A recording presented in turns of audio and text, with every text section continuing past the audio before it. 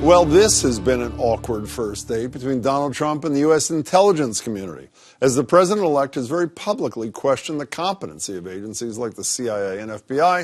It's over their assessment that Russia was behind cyber attacks with the intent of helping Trump win the election. Today, some of those intelligence officials appeared before the Senate Armed Services Committee to discuss their findings, one day before they present them to the president-elect. Republican Senator John McCain initiated today's hearing. Every American should be alarmed by Russia's attacks on our nation. There is no national security interest more vital to the United States of America than the ability to hold free and fair elections without foreign interference. This comes after Trump has, through tweets and offhand comments, implied he has more faith in Russian President Vladimir Putin, WikiLeaks founder Julian Assange, and his own instincts than he does in American intelligence. I know a lot about hacking, and hacking is a very hard thing to prove, so it could be somebody else. And I also know things that other people don't know, and so they cannot be sure of the situation. During the hearing today, James Clapper, he's the director of national intelligence, was asked about Trump's treatment of the security community. I think there is an important distinction here between healthy skepticism, which policymakers, to include policymaker number one, should always have for intelligence, but I think there's a difference between skepticism and disparagement. And although Trump seems to be unifying the GOP around issues like health care reform, he's facing a much tougher road here. I would say that 99 of us believe the Russians did this, and we're going to do something about it. Another development on the soured relations between Trump and intelligence officials. The Wall Street Journal is reporting that Trump is considering eliminating or downsizing the Office of National Intelligence, the one James Clapper now heads. This office, as you know, was created in the wake of 9/11 to better coordinate the efforts of all the federal government's intelligence agencies. Joining me now are Greg House. She's a former member of Anonymous and founder and CEO of Rebel News. Good to see you again, Greg. Juliette Kayyem, former Undersecretary of Homeland Security and host of the Skiff podcast. Hi, Juliette. And retired Brigadier General Kevin Ryan. Thank goodness I got it right this time, General. Good to see you. He's the Director of Defense and Intelligence Projects at Harvard's Belfer Center for Science and International Affairs. Let me start with you, General. Should the American people be worried that in one corner we have the whole intelligence community, Democrats and virtually all Republicans, and in the other corner, almost alone, is the president-elect on this issue? Well, I wouldn't say worry, but I would say watch this space, because there's going to be some things worked out in the next few months. President-elect Trump has basically two reasons, I think, why he's taken on the IC. One is that their assessment about the hacking throws a little doubt on his election. Legitimacy. Legitimacy, yeah. Correct. But the other is something that's much deeper and is a real story here, and that is I think an intention to fundamentally reform the intelligence community. And that, of course, is not Donald Trump's idea. That's Mike Flynn's idea. His advisor, who is also known to many as the author of much fake news on Twitter. I know you have less concern about it than I, but in any case, do you worry about this dichotomy here? The guy isn't president yet, and he used the word intelligence in quotes the other day, and Russian hacking in quotes, essentially, it seems to me, to ridicule those people and their conclusions. Right. No? I am worried, because I think there's a whole bunch of different issues, as Kevin was saying, that are going on here. One is reform of the intelligence community. Another is the proof of the hacking itself. But Trump is going to be president, and he is going to have to rely on the intelligence communities for better or for worse, because you're not going to reform them at day one. We already have a North Korea crisis that might potentially come to fruition on day one. The missile launching potentially. Theoretically, the West yes, Coast, right. So he is going to have, Trump as president will have to be dependent on intelligence community that he doesn't, not only is challenging, he's ridiculing publicly. And let me just, our enemies are watching these tweets, but so are our allies.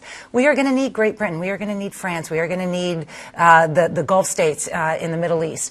And if we're going to need them based on our intelligence to support some effort at some time, they're going to come back to us and say, oh, you mean that intelligence community? Who you didn't trust, right, why exactly. should we trust them?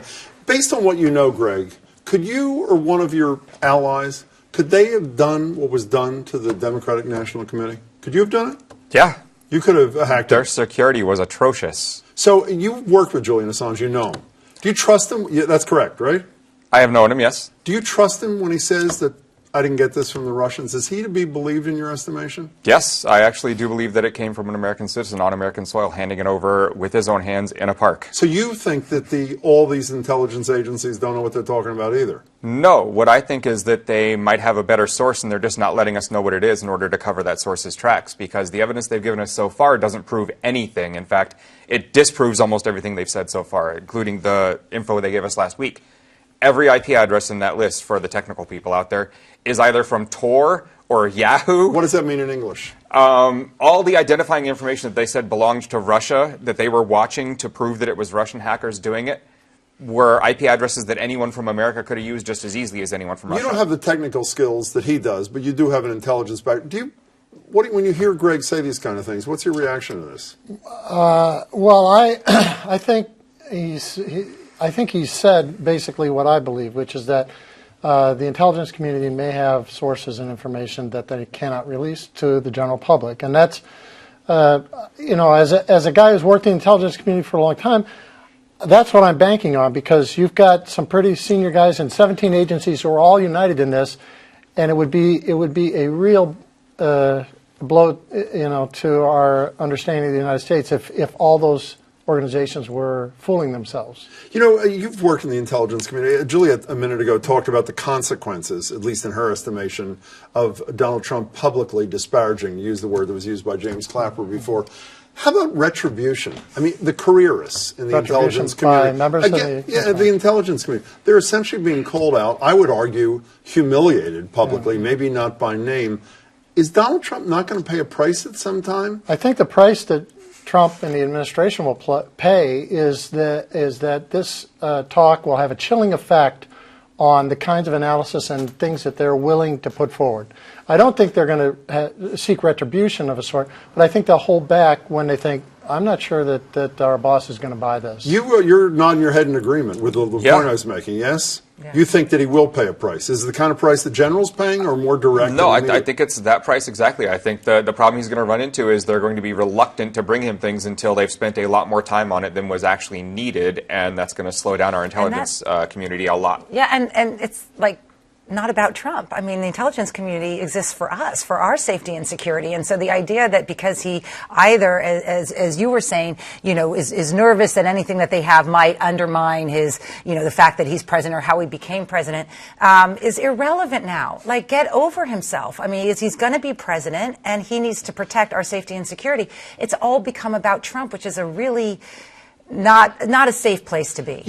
I'm guessing, I haven't seen polls, the American people aren't crazy about him publicly disparaging him. Again, to use Clapper's term, this healthy skepticism, Clapper's words, it's sort of ironic to me that Clapper is the one who said that, because you probably remember, and you do out there too, this exchange between Oregon United States Senator Ron Wyden and the head of intelligence, Clapper, in 2013. Listen to this exchange. Does the NSA collect any type of data at all on millions or hundreds of millions of Americans? No, sir. It does not. Not wittingly. General, I rarely use this word. I think it's fair to say he was lying. If you don't agree, it's fine to say, as opposed to just misspeaking. Is that? I agree, and I'll point out that later, after trying to avoid talking about it several times, he eventually and finally did admit that he was wrong and that he should not have said that. So doesn't something like that from the intelligence community itself sow as much doubt and problem as what Donald Trump is being excoriated for in 2016, when within the community itself, the American people are being lied to? I think it's a very terrible thing that he did in saying that. I don't think he carries as much weight as the president, or president-elect. So. That's of course true. Yeah. So, what's the general opened this by saying what he thinks the motivation is? Well, I have to say, Marjorie Egan, my radio colleague, asked you this a couple of days ago, yesterday.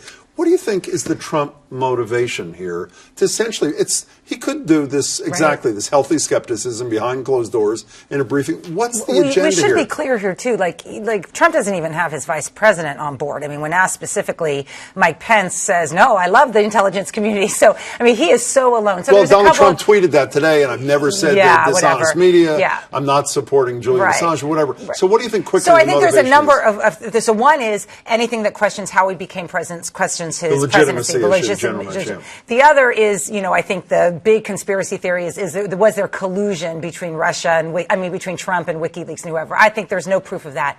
I think what might also be animating is he doesn't know what's in the report. Trump, to our knowledge, does not know how the intelligence community determined, that it was Russia. Until tomorrow.